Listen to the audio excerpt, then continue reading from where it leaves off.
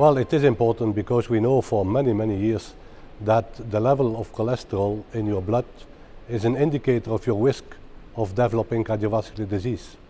The higher the cholesterol level, the higher the risk of developing what we are calling atherosclerosis, which is at the basis of different kinds of cardiovascular disease.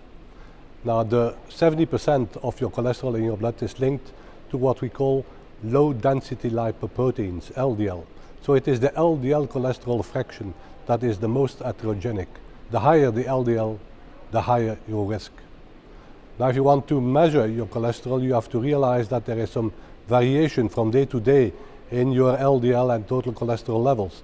So you need several measurements to know somewhere exactly where you stand, and this is important if really you have to decide on, for instance, lifelong drug treatment. You have to know where you stand at the beginning. So therefore it is important. In terms of mechanisms, we know that LDL enters in the vascular wall, and in the intima it will induce some biological reactions leading to inflammation and to what we are calling endothelial dysfunction, and this by its own then will lead to plaques, and these plaques will cause obstruction. These plaques can rupture and can lead to a total obstruction of the vascular wall, and then of course we have very severe clinical entities such as myocardial infarctions, stroke and other kinds of diseases. It is crucial. Let's start with that. And of course, besides diet, let me just emphasize very quickly that smoking cessation is also extremely important, as well as exercise. But okay, let's focus on diet. And then of course in the diet again you have different issues that relate to cardiovascular disease. For instance, salt intake and arterial hypertension. The caloric balance, if you exceed your intake versus your expenditure, you will become overweight and obese. But then in terms of direct effects on your lipids, then we have in the diet mainly what we are calling fatty acids. And there are different kinds of fatty acids. In the family of what we are calling saturated fatty acids, we have, for instance, mainly myristic, lauric and palmitic acid that will increase your LDL cholesterol if your intake is excessive. And with excessive, I mean more than 8 to 10% of your energy intake is already too much. So we should keep it below 8 or even below 10 energy percent. Then we have another family which is called the polyunsaturated fatty acids. And these are what we are calling more healthy. And they have different effects. They have effects on LDL cholesterol, but also on the clotting mechanisms and things like that. So we should substitute some of our excessive saturated fatty intake by polyunsaturated fatty intakes.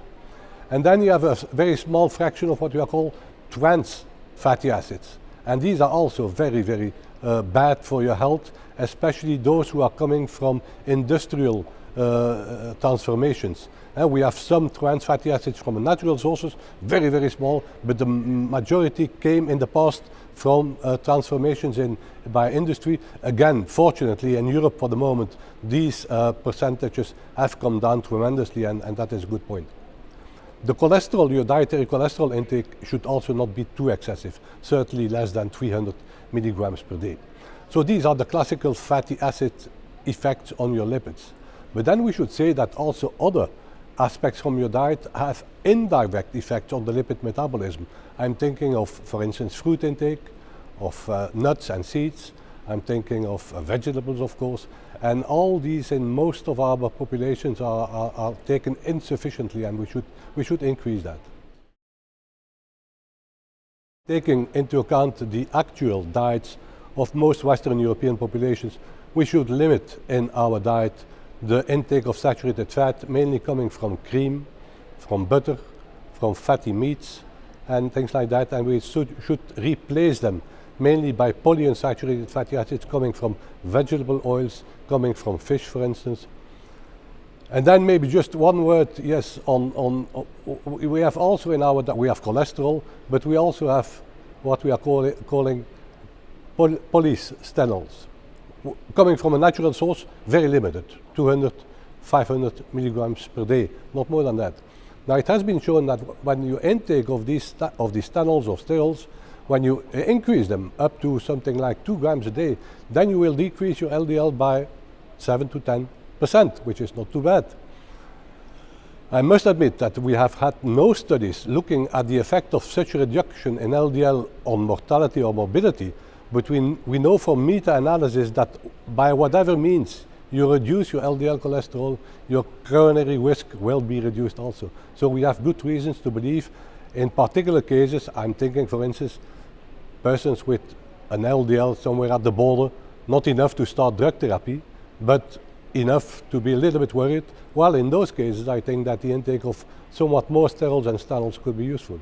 Or in patients who are at high risk, they take a statin, for instance, but they do not reach our goal of LDL below 70 or 1.8 millimoles. While in those patients, the increased intake of steroids and stanols can also be of use. Yeah.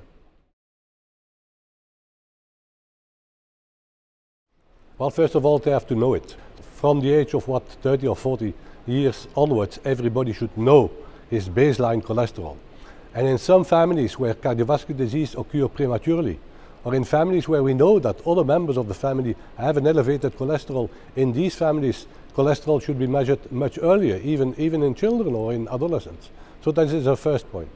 Second, we should not only look at cholesterol, but cholesterol is much worse if you smoke, if you are inactive, if your blood pressure is elevated. So we should consider the whole series of cardiovascular risk factors and discuss that with your family doctor. And then, of course, the first step will be a change in your diet. You have to limit in your diet the main sources of saturated fat, replace them by preference by polyunsaturated fats, and then increase tremendously vegetables and fruits, for instance. That would be a fantastic first step, I think, in controlling an elevated cholesterol, yes. Well, unfortunately, my age allowed me to start already in the 60s and 70s with my research. And then at that moment, we had a rise in the mortality of coronary heart disease, which was really challenging.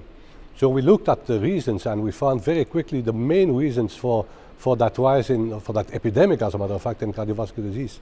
We found the main causes. We know nowadays that we can indeed prevent a large proportion, not everything, a large proportion of cardiovascular disease. We have that knowledge.